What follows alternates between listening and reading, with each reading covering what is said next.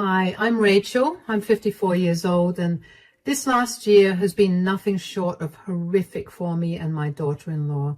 But before I get into that, allow me to give you some background information about my son, Ethan. Ethan is my only son. At the time of Ethan's birth, my husband and I were struggling a lot to get our business off the ground, but we desperately wanted to start a family, so we limited ourselves to only one child. We figured it would be easier to take care of only one child and also give them all our attention. And we did just that. We worked hard all day to provide for Ethan, and when we got back home from work, we gave Ethan our undivided attention. It was exhausting initially, but seeing Ethan look so happy made everything worth it. As the years passed, Ethan grew up into a smart young man. He still spent as much time as he could with us, even when he went off to college. Aside from being smart, Ethan also was a very good-looking person, and so with that came his personality shift into being a player. Now, my husband and I had no problem with whatever he did as long as he was staying safe and being rational about the decisions he was making. Ethan only had one long-term girlfriend who he dated in his junior year of university.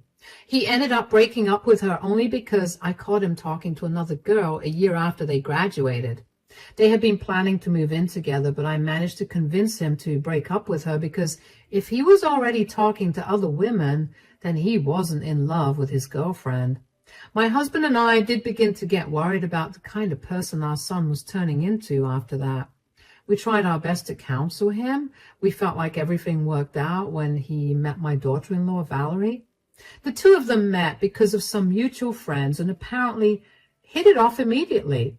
If I'm being completely honest, I adored Valerie the day that Ethan brought her home. She felt like the daughter that I never got to have. Ethan and Valerie dated for around 3 years before finally tying the knot. I thought that everything was going perfectly for Ethan, and by that point, all my worries about his morals and his behaviors were calmed. To make things even better, less than a year after the two of them got married, Valerie told us that she was pregnant. I was ecstatic at the idea of becoming a grandmother, especially because I got to be around a child without having any stress about the business, considering how successful my husband and I are now. After she announced her pregnancy, though, Valerie barely came over to our place. Before she got pregnant, my husband and I would regularly host Ethan and Valerie for dinner, at least once a week or every other week. I began to get concerned, so the next time I invited Ethan over, I asked him about Valerie. "Hi, Mom. How are you?" "Hi, sweetie. I'm doing good. How are you and Valerie doing?" "We're doing good." "Where's Valerie? Why didn't she come with you?" "Well, you know how pregnancy is." "Oh, no. Does she need help with anything? I mean, I'm free. I can help her do a bunch of things if she needs to." "Oh, no, it's okay. I reduced my working hours to help her around the house."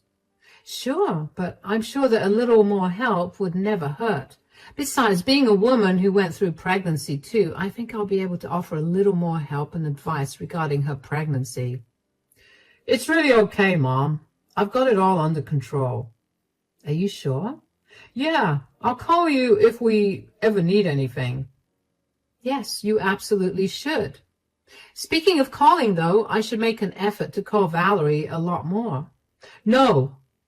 "No?"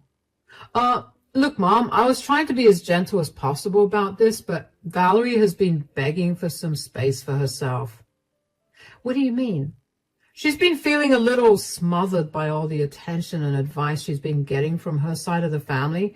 She told me to make sure that no one bothers her right now." "Oh, that's odd." "I thought so too, but it's probably her hormones or something. Anyway, all I know is that I want to make this pregnancy as comfortable as possible for her. And if that means telling everyone to leave her alone for a bit, then I'm doing that." Okay, I got it. I'll keep my distance, but I will call you to ask for updates, if that's okay, of course." "Yeah, that's more than fine." "You're doing a great job, by the way. I'm sure that Valerie's having a much easier time with you by her side." "I really hope she is. Anyway, let's go out and get dinner now." I did think that Ethan's reasoning was off, but I didn't think about it too much. I mean, who was I to butt into how his relationship worked? I wanted to call Valerie after that, but I chose to honor her wishes. I understood how crazy pregnancy could make you. I mean, I was downright a monster when I was pregnant with Ethan.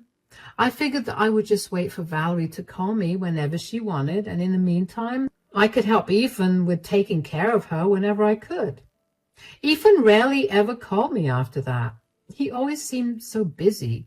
He had gotten a new job working for Valerie's dad, who was one of the most successful businessmen in our state. I was glad that Ethan's career was finally beginning to take off, especially with the baby on the way. Along with work, I also thought that Ethan was taking good care of Valerie, so I didn't bother him much either. With a lot less on my plate at that point, I was struggling to keep myself occupied throughout the day, so of course I began reconnecting with my old friends. After planning for a good few weeks, we finally agreed on a time for us to meet at the local cafe. When I got there, I initially was having a great time, but then my eyes wandered around the cafe, as they usually do, when I spotted a familiar head. Now, I know my son like the back of my hand, so even though I was only looking at the back of his head, I immediately knew it was him. Before I could get up to go greet him, I noticed who he was sitting with. He was sitting with another woman. She looked younger than him, and she seemed to have her toddler son by her side. I was curious as to who he was with, especially since Valerie had been struggling with her pregnancy, and I'd hoped that he was spending all his free time attending to her. I managed to leave the cafe without him noticing me. While doing so, I also managed to get a better look at him. I knew deep down in my heart that it was Ethan, but I just needed to confirm it with my eyes. It was him, and he was with another woman. They were holding hands on the table, and they were laughing about something. Something didn't feel right to me. I knew that Ethan told me not to call Valerie, but no matter how much I tried to put my gut feeling aside, I couldn't. So eventually, I gave in and I called Valerie to check in on her. Hey, Rachel. Hi, darling. Are you doing okay? It's funny you're asking me that when I should be asking you, how are you doing? I'm doing great. Thank God you're all right now. I can't imagine what you must have been going through. What are you talking about? You just suffered a stroke, right? No, I didn't. Are you sure? Sweetie, I would remember if I suffered a life-threatening issue. But Ethan has been so sad and upset for weeks. He hasn't been home because he's been so busy taking care of you. I haven't seen Ethan in weeks. I'm completely fine and healthy. I promise you that much. Then where has he been going for so many days? Actually, that's what I'm calling you about. I was meeting my friend for some coffee this morning, and I happened to see Ethan sitting at one of the tables with a woman and a toddler. But he told me that he was working today. Oh, no, he's been lying about way too many things. Do you think he's cheating on you?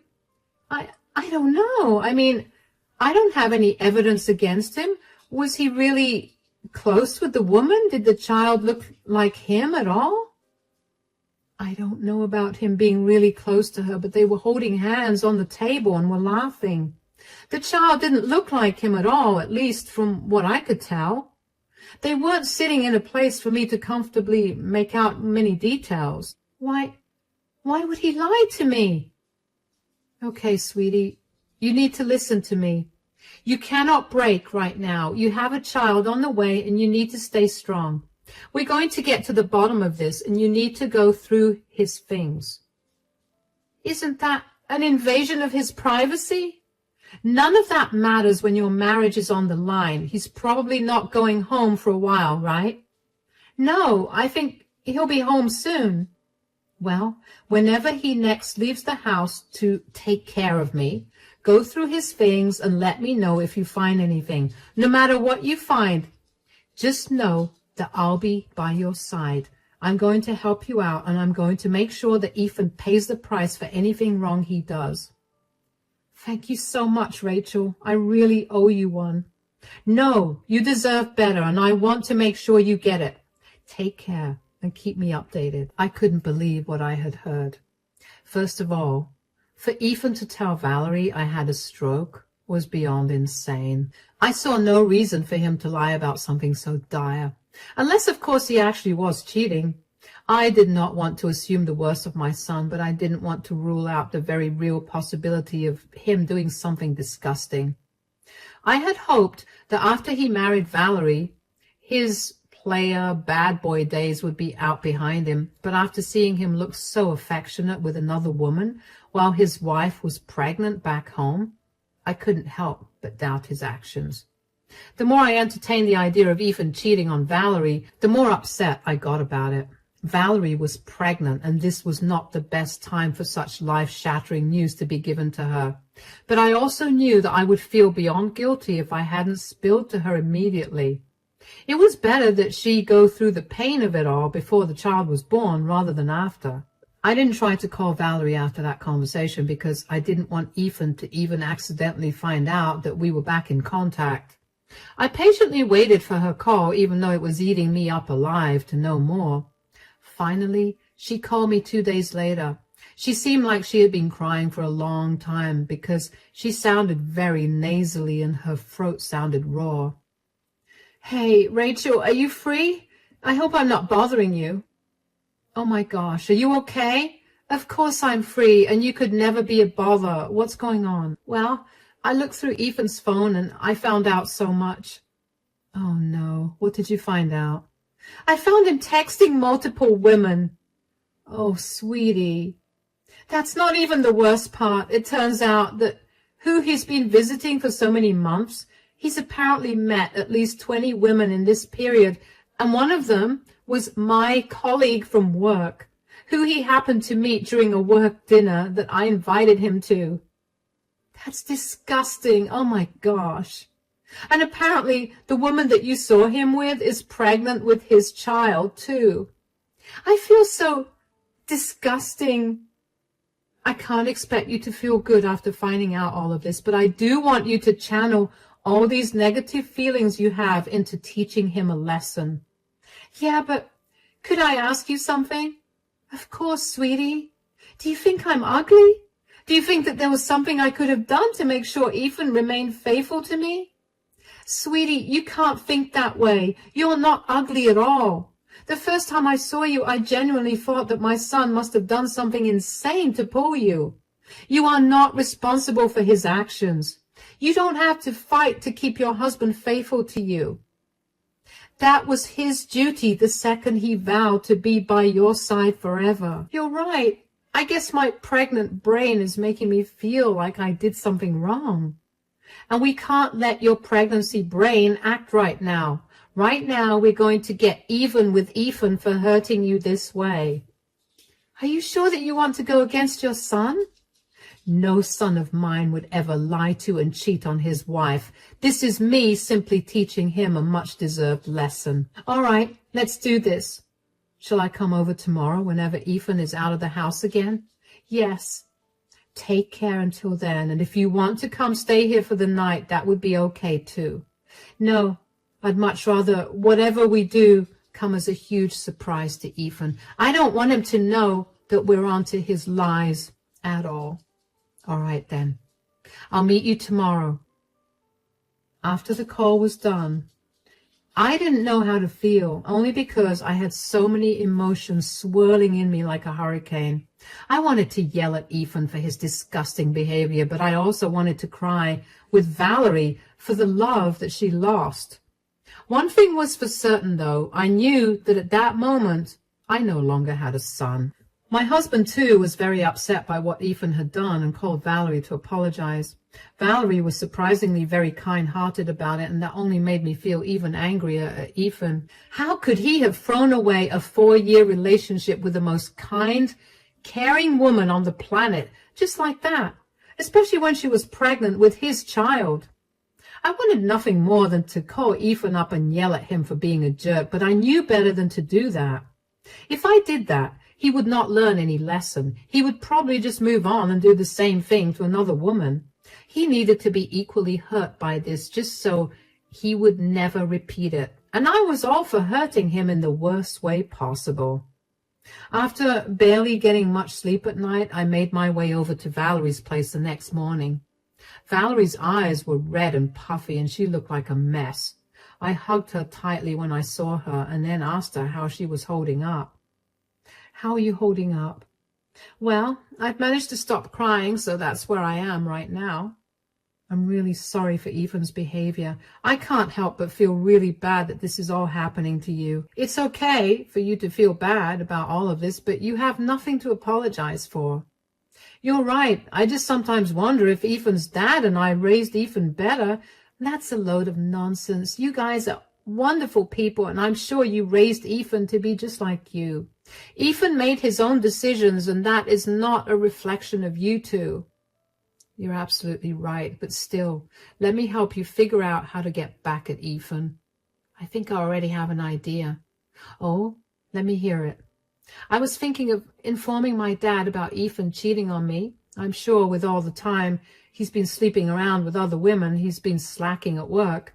I'm sure that Dad is only letting him work with him because Ethan is my husband and Ethan needs the money, considering I'm pregnant. That's brilliant. Your dad can fire him and you can file for a divorce against him. But will your dad just blindly believe you? Of course. But he won't have to blindly believe me because I have all the proof I need of Ethan's cheating on me. That's my girl. That's so smart of you. Okay, and what about the woman that Ethan got pregnant? Does she know that he's married? From what I could tell, she didn't. Then I think it's time you tell her. Confront her with all the evidence and see what she says. Do you really think that will go well? Even if it doesn't, at least the woman will be informed. And if it does go well, then it'll be horrific for Ethan. Either way, it's a win. You're right.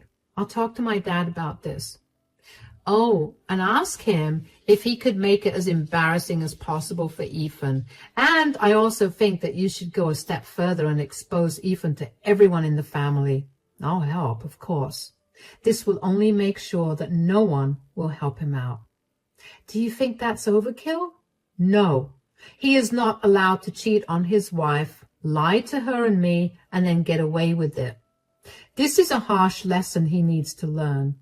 All right, then. Thank you so much for helping me out. You have no idea how much this means to me. Of course, you're like the daughter I never had, and I have to help you out in any way that I can. And if you need help with literally anything, feel free to reach out to me. I definitely will. The events that unfolded after that were nothing short of amazing. Valerie talked to her about everything that had happened and even gave him proof of Ethan's infidelity. Needless to say, he was beyond enraged. Valerie was his only daughter, and he was fiercely protective of her. So, of course, at her request, he fired Ethan in front of the entire office. He had apparently held a staff meeting for everyone where he then proceeded to lay into Ethan for his incompetence and his lack of loyalty. Ethan was red in the face from embarrassment and probably also anger, but he could not say anything against his father-in-law out of respect. The only reason I knew of any of this was because I got in touch with Valerie's dad and apologized to him for the way Ethan treated Valerie. He too assured me that I had nothing to apologize for, and told me that I had done way more good for Valerie than Ethan ever had. My husband, Valerie's father, and I sat down after that and decided that if we wanted to take any further action to teach Ethan a lesson, we decided it would be best for Ethan to no longer live anywhere near us. Together, we pulled all the contacts we had so we could make sure that nobody would hire Ethan. With all of our reputations combined, that was a pretty easy task. Valerie also managed to reach out to Ethan's mistress, who was pregnant. She wasn't aware that Ethan was a married man and was very, very angry when she found out. She also apologized a ton and told Valerie that she'd end her relationship with Ethan immediately, and she did. She also told Valerie that she would be fighting for full custody of their child, and she urged Valerie to do the same. By this point, Several days had passed since Ethan got fired. Valerie lied and told him that she was staying with her parents because she couldn't take care of herself all alone, which was kind of true considering how heavily pregnant she was. During the few days that she was away, she also filed for divorce. As soon as she got the divorce papers in hand, she rushed over to my place to ask me how to serve the papers to Ethan. However, Ethan also decided to show up at my house at that time. He saw Valerie's car in the driveway and practically stormed in through the front door in a rage. "What did you do?" "What on earth are you talking about? You manipulative snake!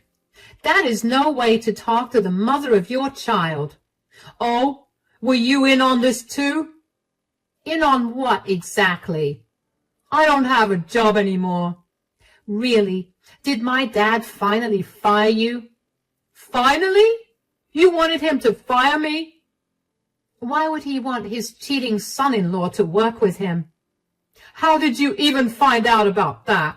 "I happened to see you sitting with the woman you recently impregnated at a cafe." After that, all it took was one phone call to Valerie for the truth to unravel. "So you two didn't think it was fair to approach me about it? You had to go and tell your dad, Valerie? And you had to get me fired for it? And Mom, did you not care that I would lose my livelihood?" "You are a disgrace to me and your dad. You deserve nothing less than this." "Do you even know how humiliated I was at today's staff meeting? Valerie, your father yelled at me in front of everyone and then told me to get out of the office and your lives." "Yeah, I have all your things packed. You can take them and go." "You know what? I don't regret cheating on you." "Of course you don't. You're a disgusting person, and we didn't expect anything more from you." "No, you don't understand. Valerie was an absolute nightmare to deal with the second she became pregnant. She was always angry and always in pain. She snored so loud that I barely got any sleep, and she never did any of her work around the house. I would come back home from a tiring day of work to a dirty house and no food. Of course I went to search for satisfaction elsewhere." "You made me pregnant. Don't you dare forget that. You begged me to have your children, even when I told you I didn't want children for another few years. And of course I wasn't able to do much. I was in so much pain because of the pregnancy. You can't possibly blame me for the pain. And it's even more pathetic of you to blame Valerie's pregnancy for your incompetence as a husband. Your satisfaction should never have come first. Your first priority should have been Valerie and her well-being, something that I told you I would help you with, but you lied about doing yourself." "I had to lie. The two of you meddled too much, and I needed a foolproof plan to make sure I got what I wanted." "Well, you just did. So don't blame me for the consequences of your actions. Surely you anticipated getting caught and paying for it, right?" "What I did not expect was you two teaming up against me." "I don't see why I need to have any sympathy for you. Just take your things and get out." "This is not over. I'm going to make your lives hell." "Sure. Let me see how you do that when you have no job." "What do you mean?" "Valerie's dad, your father, and I have made sure to put you on a statewide blacklist for your profession. No company is going to hire you. Good luck." "What? Is this how you treat your own son? How can you betray your son this way?" "You are not my son anymore. You're nobody to me or your father anymore. We want nothing to do with you. Do us a favor and block and delete our numbers from your phone. Now get out before we call the cops on you." Ethan looked at me like as if he'd been slapped in the face. His eyes welled up with tears at the realization of his mistake caught up with him. Did I feel an ounce of guilt or sympathy for him? Absolutely not. The only reason that I was so enraged by his act was because I knew firsthand how a cheating partner could destroy a family. I went through it with my own parents, and the memories of my mother breaking down every single day because of how hurt she was still haunt me to this day. I felt no remorse or sympathy for Ethan, and frankly, neither did my husband. We had much more pressing matters to attend to anyway. Valerie was due to give birth only a few days after Ethan came over. We put Ethan on the back burner, but we made sure to change the hospital where Valerie was going to give birth, just to make sure that Ethan would not intrude. Thankfully, Valerie had a very healthy, normal birth, and I now have a beautiful baby grandson. A few weeks after Valerie gave birth, though, Ethan came back into our lives. He would come over to my house at any time of the day just to scream at me for ruining his life. He would first do that and then beg me for forgiveness. He tried to tell me that his other child with the other woman also needed him to be here. Apparently his mistress got full custody of the kid, and he got visitation rights. But there was a clause for him if he did not follow his visitation schedule and missed 5 visits, then he could kiss his visitation rights goodbye. It would not be possible for him to visit this child of his very often if he did not find a job in this state, and in fact, he wouldn't be able to see either of them. Ethan's mistress was very kind towards Valerie and recommended to Valerie the same lawyer she used against Ethan to get full custody of their child. Of course, Ethan did not make the divorce or any of the child custody agreements easy for Valerie. It took a long few months for the court to decide what to do, and finally they ruled in Valerie's favor. She was given a majority of the assets, and she was granted full custody of my grandson. Ethan had the same clause applied to him with the custody of my grandchild as well. And when the verdict was announced, I could see how physically stressed Ethan was about it. My husband and I blocked Ethan everywhere, and after we threatened to get the cops involved again, Ethan stopped coming over to our house to yell profanities at me. My husband and I focused on taking care of Valerie and our grandson. They were our #1 priority. We helped cover all the costs of divorce, and we've been supporting Valerie ever since she gave birth. We felt it was the only way we could make it up to her for Ethan's horrible behavior. We're nearing the 1-year anniversary of finding out that Ethan had been cheating, and I can safely say that we're all in a better place right now. Well, except for Ethan. I heard through some extended family members that Ethan moved across the country and managed to land a job, but he's still doing miserably. I would feel bad, but I simply can't bring myself to. My grandson would have had a really hard time had Ethan's ways been exposed when my grandson was able to understand what was going on. I would never have let that happen, but the thought was enraging. For now, though, I'm in a better place. I do mourn the loss of the son I thought I had, but I'm in therapy to deal with all my bizarre emotions. I have people that genuinely care for me by my side, and that's all that matters. Thank you so much for listening to my story.